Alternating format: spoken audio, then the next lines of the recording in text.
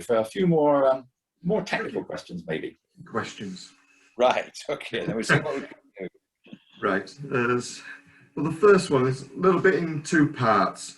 It's basically, in your opinion, is the interest in N scale growing or is it stagnated?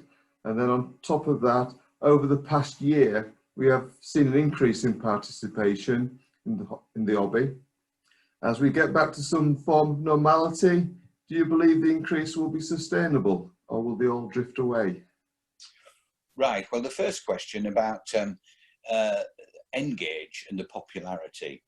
I can remember the first N-Gage trains appearing on the market, you know, the Pico Jubilee, and I think it was a Farish 94XX or 60 pannier tank. That must have been in the early 70s, and thinking, wow, this looks like the way forward. But in those days, it was quite tricky to get decent sort of mechanisms, I suppose, and good quality wheels, because everything rather looked a bit steamrollerish. So 00 kept its you know, its mastery of the marketplace, and even today, despite the excellent work carried out by Bachmann and Apple and Revolution Trains, 00 still holds its own in the British modelling marketplace. Now, although that seems to be the case, I always try to say when I'm, you know, perhaps writing something for the magazine, that we mustn't be too segregated with our scales and gauges, because there's always something we can learn from a modeler who's working in another size, be it O gauge, you know, 2mm fine scale, N gauge or whatever. But whether N gauge will increase in popularity as a ratio to 00 is a difficult question. And I would certainly try to promote N-Gage modelling whenever I can in the magazine, because there's an awful lot of really nice stuff out there, and it's thanks to the likes of Bachmann, who took over Graham Farish in about 1999 or something, and have really done a grand job at reintroducing and introducing some really lovely models. What the magic wand is to get people to model in N-Gage, I don't know. Some people, of course, as we all age a little bit, say, well, my eyes can't cope with it so well, and my fingers seem to have got a little bit fatter and less flexible, and they probably like to stick with what they know. So I think N-Gage probably needs to be seen more and more out there. Certainly in the magazine side, we do seem to have a shortage of N-Gage submissions coming through, though we have been getting quite a few of this, shall we say, the smaller starter sized N-Gage layouts, you know, the 4 foot by 3 foot oval. So we've certainly been promoting them whenever we can. But other than that, I do sometimes think that some of the N-Gages are a bit sort of grumpy about the fact that the rest of the world isn't recognizing us, you know. So it's a two-way process, isn't it? In some ways, the N-Gages have got to promote the benefits of this superb small scale model railway, where you can get main lines in a small room like this, you know. So it's a two-way process, you know. The manufacturers have done their bit. The N-Gages perhaps have got to be a little bit more, hey, look what we've got, chaps, it's fantastic. Instead of, every time Railway Modeller puts out a free kit in the January issue, it's inevitably has to be a 00 sized one. And of course, we do get a handful of N-Gagers writing in and say, why can't you do something for N-Gage? And what they should be doing is writing in and saying, N-Gage is fantastic. You know, look what we can do. And that's what the N-Gagers need to know. They need to be doing as much as you are doing today, in actual fact. But are you preaching just to the converted in an N-Gage forum, or are you preaching above and beyond? On this occasion, we're trying to get out and about to as many people as we can. The whole idea is to promote N-Gage.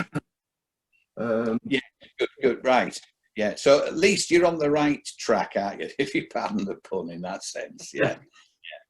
Now, okay, so I think in a separate piece you've got from me about the history of the railway modeller, you might note that I put a bit of a plea in there for N-Gagers to send us their submissions.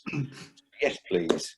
N-Gagers, send your submissions to Railway Modeller and we'll assess them as best we can and to ensure they are of interest to the readers. And if it's fantastic, it will be. Now, there was a second question there. Have we run out of time yet? We're okay for now. We've done down to our last 10 minutes on this, but we can. So essentially, this was the pandemic, wasn't it? The way everything's sort of gone quiet, certainly on the exhibition circuit. Yes, but it seems to have been a big uptake in people modelling. Yes, that has actually happened. The manufacturing side, I think you're talking to my manager, Ben Arnold, at some point in the day. So he will be able to explain a lot more about how the market interest has blossomed. And it really has, because obviously, if you're all confined to barracks and you can't go out without some sort of mask and gown or whatever, then doing something creative at home is bound to sort of become more entertaining and enlightening. So yes, people have suddenly found they've got spare time at home. They're not going out on the golf course or whatever quite so often, and they've started modelling again. And that has produced a big upturn in demand, which our factory at Beer has been attempting to meet as best it possibly can, because obviously we've had to restructure the manufacturing arrangements to take into account social distancing, which means we've extended the manufacturing activities up into the properties that are up in the gardens, where the Beer Heights Light Railway runs around the site. There's a restaurant up there, and there was an old play pen type facility for youngsters. Well, that's closed down and is now full of people socially distanced doing manufacturing. So there's been a great boost in the hobby. Now, once we get back to normal as we can hope for, then we hope the shows will be able to pick up again. It's going to be a very slow and steady process. And things might settle down a little bit more, but I don't see that it's going to decline or disappear, because as I say, I've been in this hobby since the 1960s, and there's always been talk of it dying out because of this such and such has come along, scale electric cars, and then the computer games. I know computer gaming amongst young people is very, very popular. But the hobby has survived all these upturns and everything. And in fact, I always say the hobby is well over 100 years old.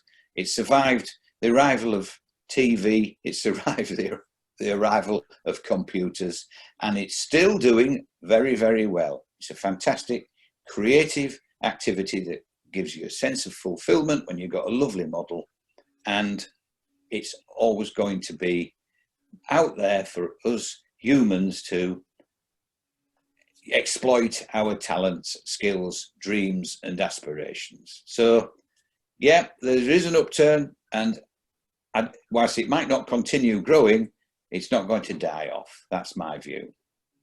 Good, thank you.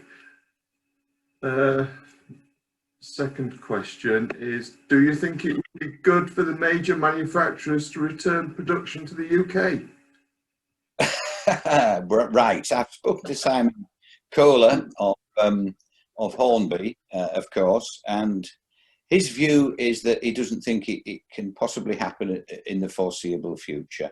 It's all to do with costs, of course, and a degree of investment. So whilst PICO, the PICO model railways, yes, do all manufacturing in the UK, the other manufacturers for the past 20 years have been outsourcing.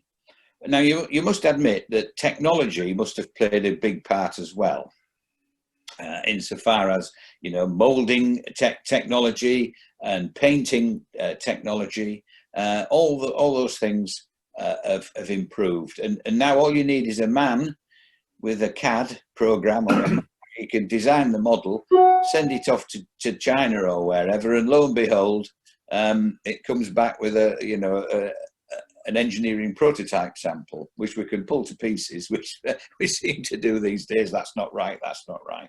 That's not right. And get them all produced in China. But it's an economics thing at the moment, and whether it will go back the other way, I don't know. But I'm happy to say, and happy to be a part of the PICO production activities here in the UK. And you'll have to ask Ben when you interview him, or perhaps you've scheduled Ben before me, I don't know, but you'll have to make sure that he tells you how proud of British manufacturing he is himself. And of course, all the staff who work very, very hard to turn out these, all the models and track and everything to keep us all satisfied. Brilliant. Okay, thanks, Steve. I'm very conscious now that we're rapidly running out of time here. So I'd just like to thank you for what you've done and for taking part in this. And I'll just leave it to Mike now to wrap things up at the end. Right. Yes, that's been quite interesting, Steve.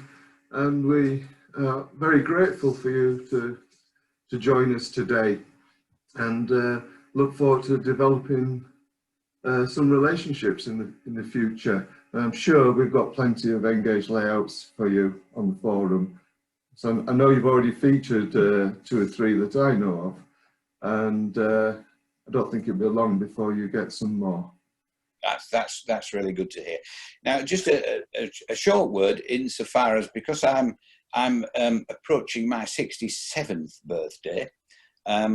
We've had a bit of a reshuffle, which is about to take place at PICO, and I'm moving up to a senior editor position, which allows me a little bit of time off during the week. And Craig Tiley, who's been active in the magazine for the last 10 years, is going to take over the monthly editorship of the magazine. So you will see me in the mag in a slightly different role. My mugshot won't be up in that top right-hand corner. It'll be Craig's, but I'll still be there in the back room helping along. And hopefully, one of the benefits of this change, as I said, apart from me getting a bit of time off to do some modelling, one of the benefits of the change is we'll be able to get our act together and make sure that all the submissions come through are properly sorted through and checked, and we contact those people who have taken their time to send them in. Over the past 12 months with the pandemic, all our workflow our workflow arrangements changed dramatically. We all moved to our homes to work from home. We've not gone back in the office entirely yet. So it's been a really difficult year to keep things ticking along nicely, but we have achieved it. So yeah, there'll be some little changes in the magazine. Hopefully it'll be seamless. I'll still be there alongside Craig and the rest of the production team, So yes, please send in those submissions and we'll get them assessed as quickly as we can. Right. Thanks very much, Steve. Thanks very much.